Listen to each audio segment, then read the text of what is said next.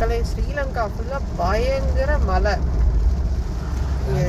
இது அனுராதபுரம் தாண்டி இப்போ போயிட்டு இருக்கோம். பக்கா மழை. புத்தளத்துல எல்லாம் 2 பக்கமுமே தண்ணி இருந்தது ரோட்ல.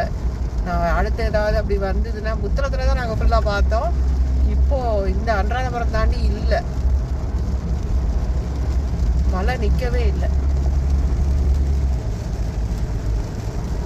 ஹாய் சொல்லிருங்க. Hi hi. அதனால நாங்க வெறும் 80ல தான் போறோம். 120ல போய் பார்த்தேன்.